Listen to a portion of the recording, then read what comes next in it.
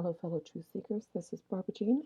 I've got this light on here, so it's got a reflection of this round light. So please excuse the bad effects, but there's not much I can do about it right now. It's very dark in here.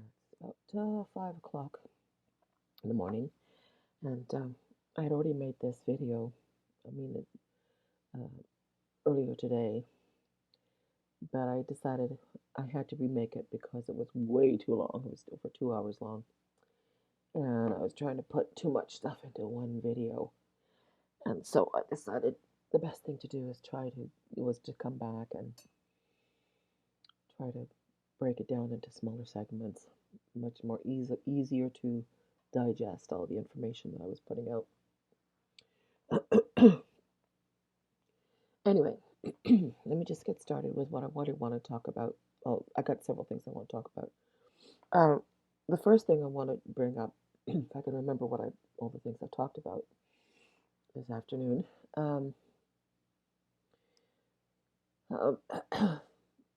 was the first thing I want to talk about was that I had yesterday morning.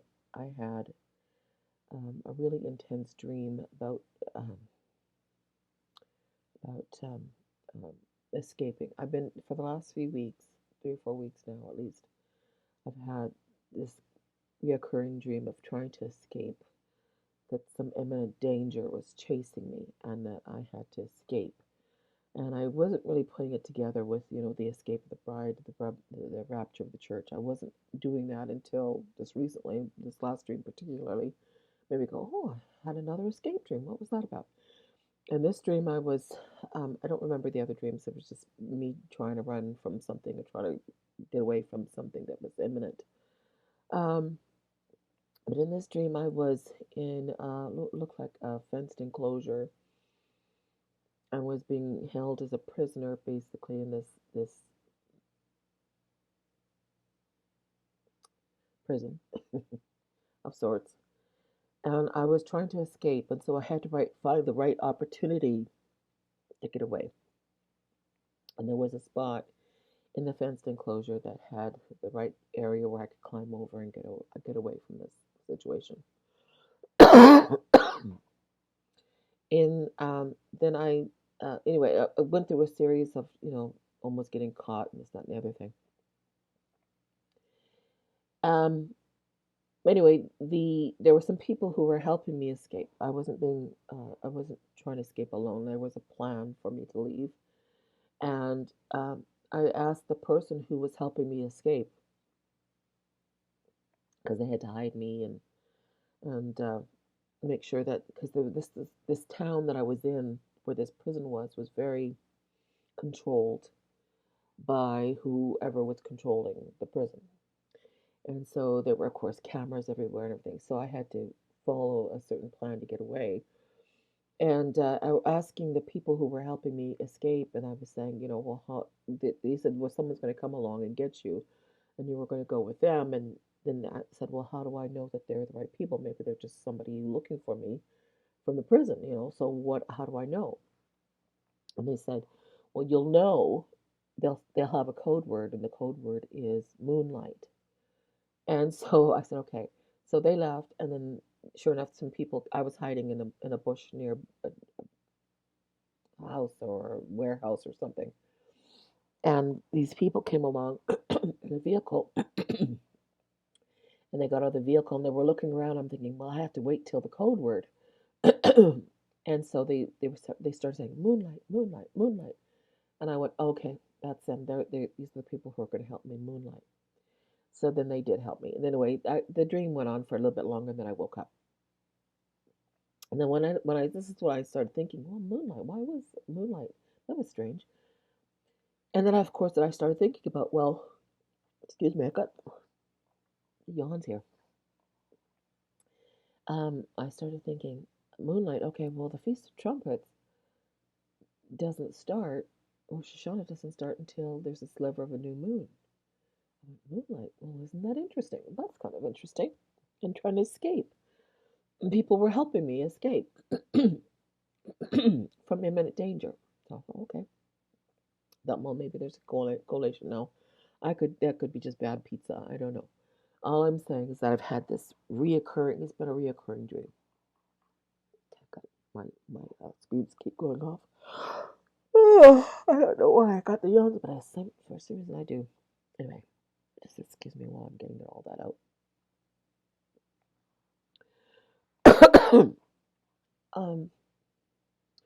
Then something really strange happened. Now, I want to talk about Brother Joshua for a second because I had a very strange. My sister and I, my twin sister and I, had a very strange moment yesterday. No, it was the day before. Was it the day before? Yesterday. Day before? Had to be the day before. Had to be the day before. So this was on Wednesday. So I want to talk about Brother Joshua for just a second and just say, a lot of people don't understand what's going on, and I think they're freaking out because there's all these confirmations. It's not just Brother Joshua. It's children, which is really strange. Children who are giving these confirmations, and so there's all these people. And the thing is, we've been told, since the rapture of the church has become a real hot topic over the last few decades. We've been told it's all secret. Nobody knows the day, or it'll be like a secret. Everything be secret. And so this is really throwing a lot of people off that they're saying the rapture isn't going to be such a secret. And in fact, if you realize what Christ said, and what Paul said, and what they all said about the rapture, is that you're not in the dark. This will be like a thief in the night to the world, but not to you. You're going to know. You're going to be prepared. I'm going to tell you. You'll know the season.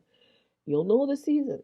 And God has always worked through individuals to tell the people to prepare. That's like he used Moses and Aaron to tell the people of the Hebrew people in Egypt to prepare for their imminent removal from Egypt. And so they prepared them through certain things. And of course, the plagues of Egypt were falling upon the Egyptians. And so they knew that their time of their removal was coming. So it wasn't such a big secret to the people who, of course, to the Egyptians who didn't want to lose their slaves and their free labor and all the rest of it. They were getting all the benefits from.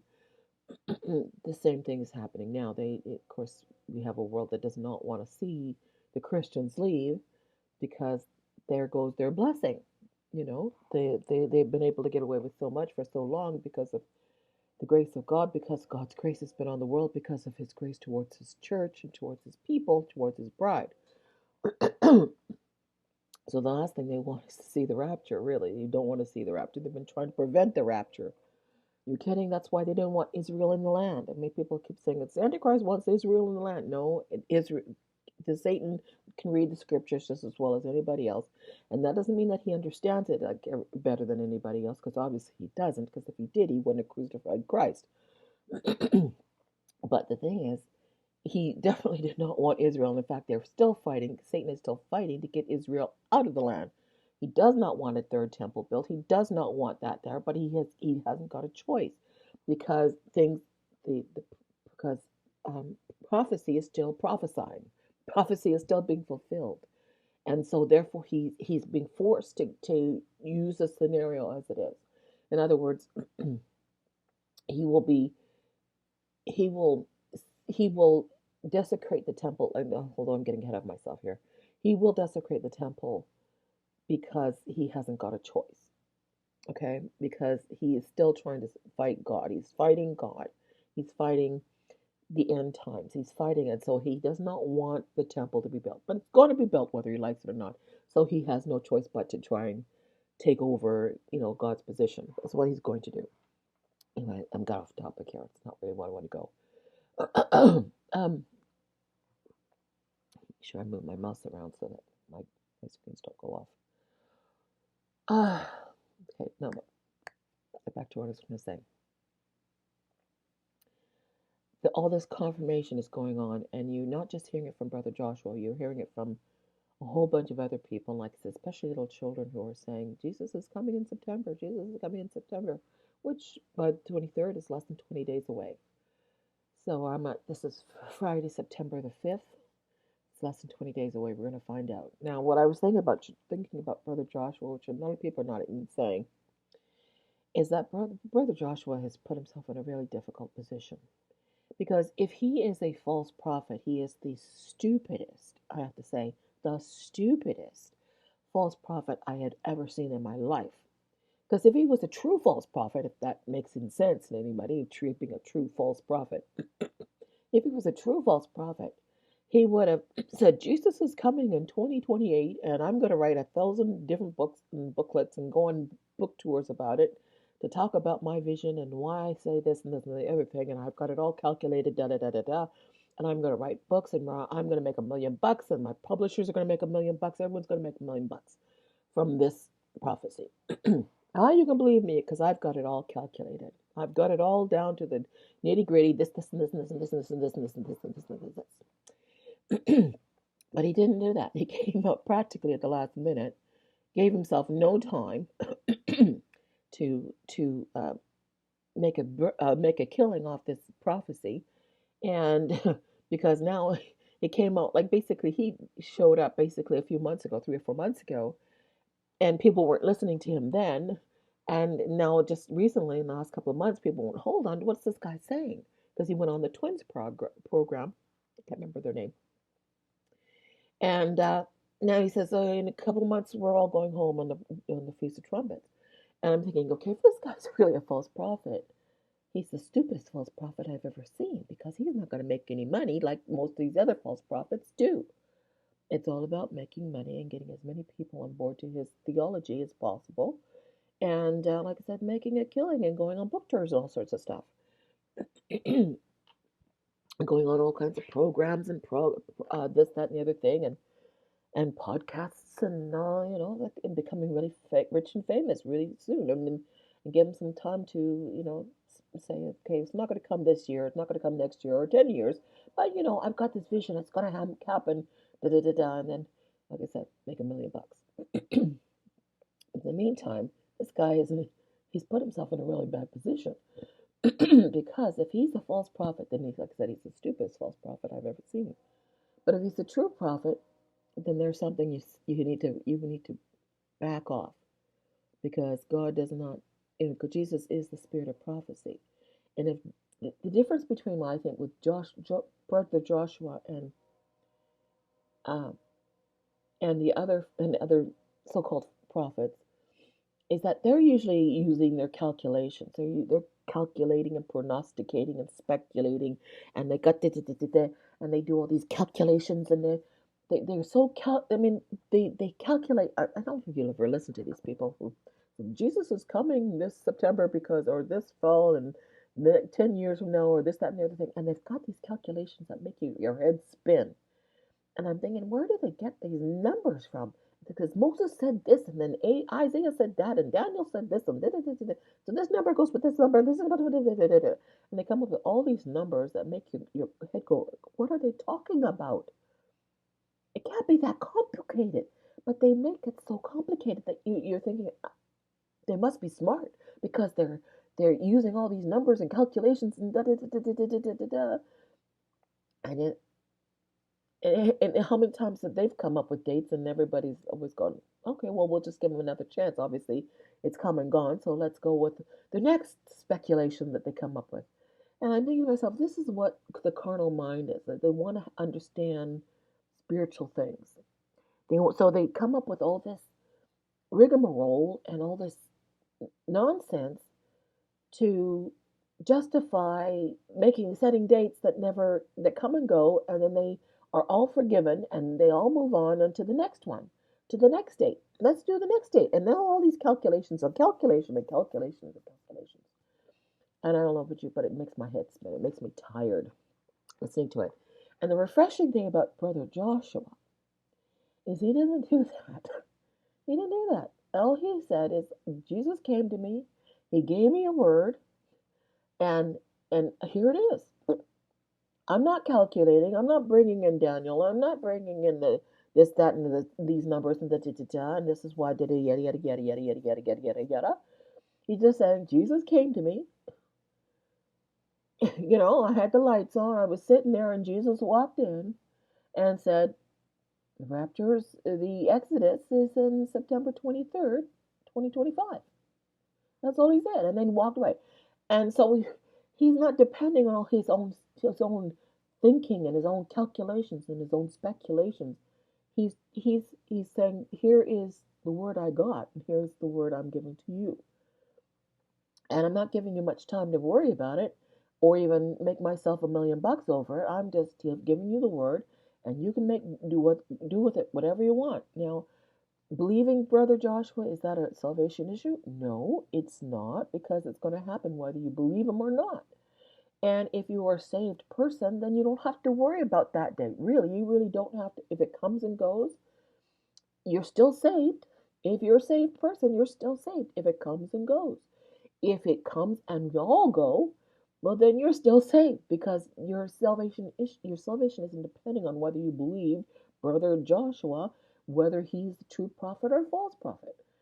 If he's a false prophet, God help him, because everybody will be pointing their finger at him. This is why I'm saying, if he's a false prophet, he's a stupid prophet, false prophet, because everybody will be pointing their finger at him, and he will lose every ounce of credibility for the rest of his life.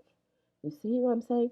If he's a false prophet, then he's a really stupid one, because he has put himself in a position of being held accountable for everybody believing the rapture is going to happen, and he has no time from the time he's made his prophecy to the time that it's going to be proven or not, whether he's true or false. He's given them no time. He knows there's no time for that, for anything. But he's going to be held accountable. If it's a false prophecy, he will be held accountable for the rest of his life. He will never get over it. His reputation will be destroyed. So I'm thinking to myself, if this guy is a false prophet, then he's really stupid. But to me, this doesn't sound like a false prophecy. You know what I'm saying? This just doesn't feel like a false prophet. Somebody who says 1,000%, a billion times percent, this is what I'm telling you right now. Jesus came into my room, and this is what he said. The rapture, the Exodus, is going to happen on September 23rd, 2025. That's someone who's pretty certain of something he's been told. And it's, like I said, it's a spiritual thing rather than a physical calculation, a mental calculation. You know.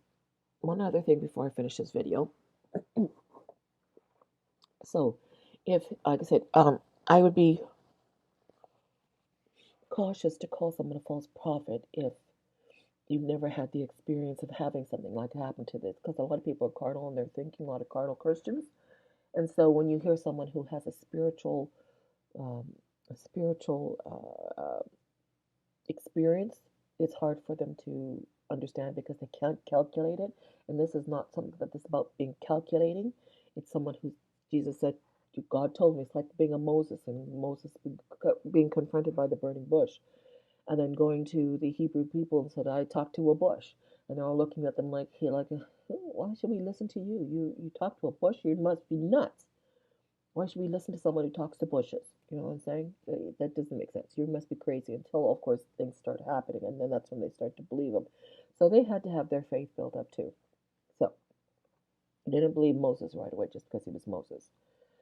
There had to be evidences, and of course that's what happened. So anyway, like I said, a lot of people are getting a lot of confirmations about September 23rd, and I think that's rather interesting. Like I said, Brother Joshua was just a false prophet, then why would there always be all these confirmations?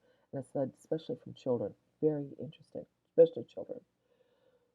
Um, Another thing, um, I wanted to bring up. What was it in this video? I'm gonna make this short because I've got a lot of things I want to talk about. So I'm gonna have to make a couple of videos. The other thing I want to talk about was my sister and I had an interesting experience. Was on Wednesday, September the 3rd. And um, I had already told my sister about this prophecy. My twin sister, her name's Bev. And we just lost our dog. My Sadie is in heaven right now. I'm very sad. And that's why the door's closed, and I'll have to fight with her to open or close the door anymore. She always liked the doors open. Anyway, I get emotional when I think about it too much. Anyway, I was talking to my sister on Wednesday, and she said, "Well, let's watch a movie. You want to watch a movie?" And I said, "Sure, and I'll get my mind off, having lost our Sadie." So sure, let's watch a movie. So anyway, she was washing the car, and she washed the car, and so she came up a couple hours after she had said this, and she said, "Well, what movie do you want to watch?" She had brought her disc folder, DVD folder with her, and she said, "Well, it's exciting." No, she and I have similar movies, a lot of similar movies, but she has some I don't have. One of the ones she had that I thought, well, she was flipping through them, and there was one that kind of said, "Oh, well, let's watch this one. I haven't seen this in years, literally. I can't remember the last time I actually watched that movie. I think the last time I watched this particular movie was like in the 80s, 1980s. The movie came out in 1978. 1978 is when the movie came out, and I remember watching it in the theater, so that was a long time ago, as you can imagine. And over 40 years ago, when that movie came out, 1978. Anyway, and I said, well, let's watch this one. I haven't seen this in a long, long time. I think that'd be kind of fun to watch. It's nice, light and lighthearted, and let's watch this. So anyway, so she said, okay, yeah, sure, let's watch this one. I wasn't about thinking about anything particular. It was just that it was a fun movie, and very innocent compared to a lot of movies that were built were out in that time, or even since then. No nudity and hardly, I don't think there was any swearing in the whole movie. It was amazing. But anyway, we were watching the movie, and I'm gonna tell you the name of the movie. It was Heaven Can Wait. I don't know if anybody are familiar out there, because it's like I said, this movie came out in 1978, so it's an old film, so you probably don't remember. If you're younger, you probably don't remember the movie.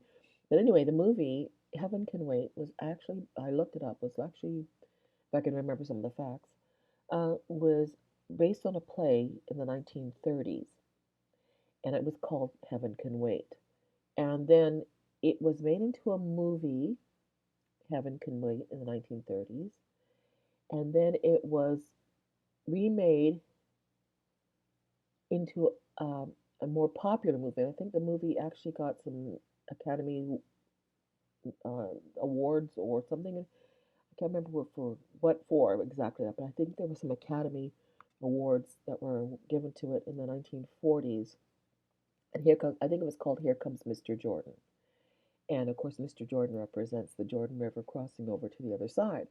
Anyway, Mr. Jordan is the head angel in this. It's about angels, basically. Angels and this man named Joe Pendleton, who is an athlete who had in the 1940s version, 1943, with Robert Montgomery. It's about a man who is a boxer who dies too soon, and he's taken to what's called a way station, where he's going to his final destination. And he says, "Look, I'm not supposed to be here. I'm you know you've taken me too soon. I'm not supposed to die. I'm supposed to win this championship." And they look up the records, and they find out, oh yeah, this guy did die. We took him out too soon, and he's not supposed to die. And so anyway, that's the premise of the film, basically. And then he's put back into somebody else's body temporarily, and then he's put into somebody else's body. But anyway, that's basically the premise of the film.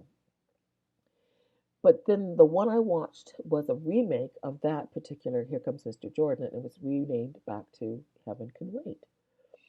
And so my sister and I were watching, and we were enjoying it. And it got to the part where Joe Pendleton, although he's not a boxer this time he's a football player, and he he's told by um, he's a football player. He knows he's supposed to be a quarterback, and he's supposed to win the Super Bowl. He's like one of these people who knows his destiny, and he knew his destiny was to play in the Super Bowl and win the Super Bowl. Um, be a quarterback and win the Super Bowl. But he gets into an accident while riding his bike, and he's taken to the way station where he's waiting for his ride to his final destination. And of course, he says, "No, I'm not supposed to be here. You made a mistake. You put me back. You put me back in my body. I'm not supposed to be here. I'm supposed to win the Super Bowl." And so here comes Mr. Jordan, and he says, "What's the problem?" And he says, "Well, you made a mistake. I'm not supposed to be here." And they said, "Well, look up Mr. Pendleton's time of arrival, and we'll sort this out." And so they looked up his date of he's supposed to be going to his final destination. And this is when my sister and I both did double take. They said, "Well, Mr. Jordan, Mr. Pendleton is not supposed to arrive here until March 20th, 2025." And then we both looked at each other and went, "What? Did we just hear 2025 again?" And it was kind of funny because we thought, "Oh, that's kind of a strange thing, isn't it? That we're hearing all this stuff about 2025, and now we picked a movie that's called Heaven Can Wait until when? March 20th, 2025." And we thought, wasn't that strange that of all the movies we could have watched, that this movie would mention 2025? And we thought, well, that is a little weird. That is a little strange. Strange coincidence that it should do that. And if you think March, if you want to do numbers, March is the third month of the year, and 20th, so there's the 20 and there's a 3, so 23, 2025. I don't know, you could use that if you wanted to go that way, you could say that, but just to mention, when they just mentioned 2025, we both thought it was a rather odd little strange coincidence. Um, you know, is that a confirmation? I don't know. I don't know because, like I said, I'm not putting my faith in, someone who said that they had something happen to him. I'm not saying it didn't happen to him because it could certainly have had. And like I said, if it didn't happen to him, he's very, very stupid. But if it did happen to them, and it's certainly not a coincidence. So, um, God bless Brother Joshua, and God bless all those people who are having these confirmations. And I pray that it does happen because I'm certainly ready to go. This world is not a nice place to live right now. I don't think it ever really was truly a nice place to live. I don't think there's ever been a time in history where you could say the world is peaceful and full of pleasantness, because I think the world has always been full of evil and wars and people who want to hurt other people and scam other people and take advantage of the innocent, and it's just the way the world works. And when it's waxing worse and worse and worse, we can look and see the narcissistic love of people that love themselves and only themselves, and this is the way they think. They think that they're the only thing that matters. They can do whatever they want. I mean, look at Chicago. How many murders have there been in Chicago in the last little while? The shooting in Minnesota and those poor little children. Not thinking about how much they're hurting, not just the children, but also their parents and their families and their communities. No thoughts whatsoever. They're just full of.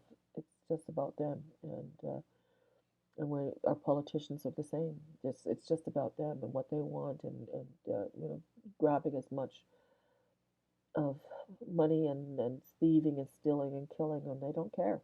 And it's the world we're living in. It's not very pleasant. And you think that God is going to put up with it forever and ever? No, the age of grace is going to come to an end, and it's going to come to an end very soon. And a lot of it has to do with, and I think that one of the reasons why this prophecy of Brother Joshua is probably pretty important is because we're living in a time that's different from any other time.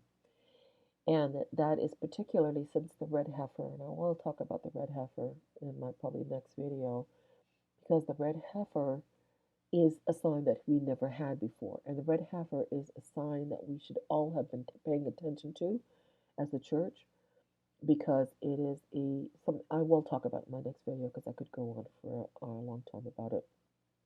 But anyway, I will leave it at that, and pray about September 23rd, because it's only like less than 20 days away now. Uh, if Brother Joshua is a true prophet, then we're going home. Okay? And if he's not, then we're still going home sometime, and probably very soon. But anyway, that's all I'm going to say on this video. I will talk to you later. God bless. I will see you in my next video.